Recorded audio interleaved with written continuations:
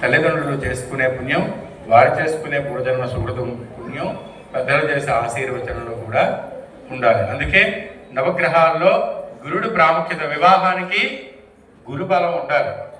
శుక్రబలం దేనికి ఉండాలి? పుత్ర ప్రాప్తి కోసం ఉండాలి. చంద్రబలం దేనికి ఉండాలి? మనోధైర్యం కోసం ఉండాలి.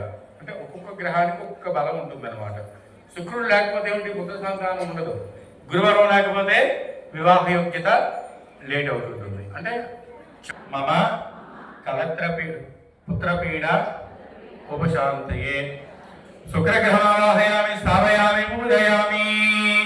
ఓం శవగ్నిరగ్నిరష్కరస్తన్నస్తవదూర్యః పాదోవాత్మరపాపశ్రితః శనీశ్వగ్రహో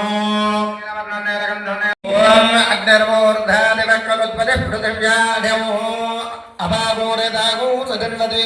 ఓం అంగారగ్రహే గచ్చ అంగారగ్రహో రక్తవర్ణం రక్తవస్త్రం రక్తగంధం రక్తపుష్పం రక్తమాల్యాంబరధరో రక్తక్షత్రధ్వజరథపతాకాదిశోభితో దివ్యసమారూఢం మేరో ప్రదక్షిణే కుర్వాణం గ్రహమండలే ప్రవిష్టాస్మన్నిధికరణే సూర్యగ్రహస్య దక్షిణ దిగ్భాగే అంగారగ్రహం సాంగో సాయుధో సదాహనో సశక్తి పత్ని పుత్ర పరివార సమేతో అంగారక గ్రహమావాహయామి.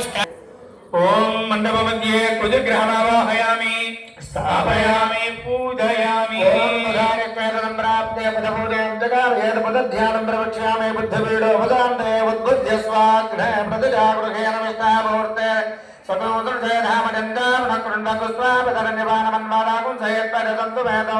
ఓం పదగ్రహాగచ్చ పదగ్రహో పీతవర్ణం పీతగంధం పీతపుష్పం పీతమాల్యాంబరధరం పీతఛత్రధ్వజరథపతాకాదిశోభితో దివ్యరథనారూఢం మేరుం ప్రదక్షిణే కుర్వాణం గ్రహమండలే ప్రవిష్టాస్మన్నిధికరణే సూర్యగ్రహస్య ఈశాన్యదిక్పాగే ప్రాణాకారమండలే బుధగ్రహమావాహయామి స్థాపయామి పూజయామి.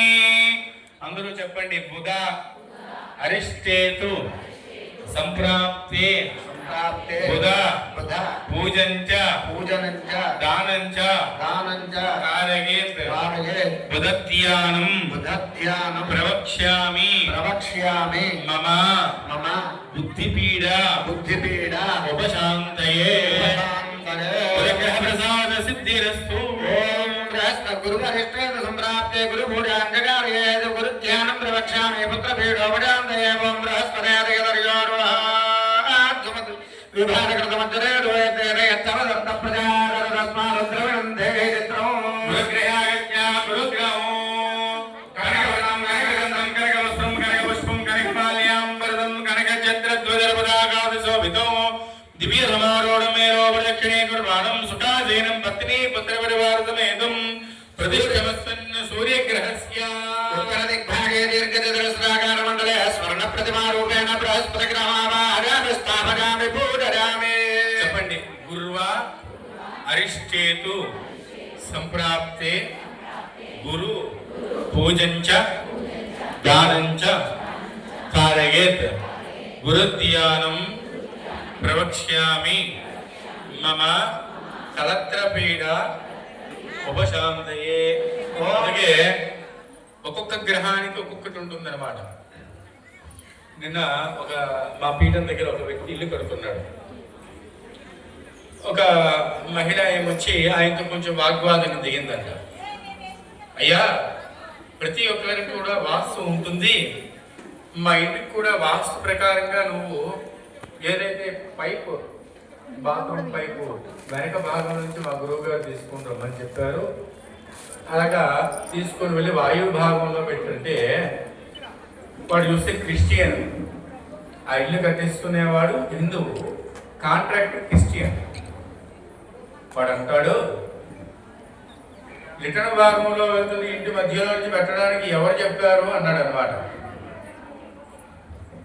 అంటే మన ఒంట్లో కూడా ఉంది కదా, ఆ భాగం తీసేవచ్చు కదంటే వాడి పేరు ఏమిటి? చెక్కల దేవుడిని నమ్ముకునేవాడు. చెక్కలు ఉంటారు కదా, ప్లస్ చెక్కల దేవుడిని నమ్ముకునేవాడు, శవాలను పూజించేవాడు. వాడు అంటాడంట,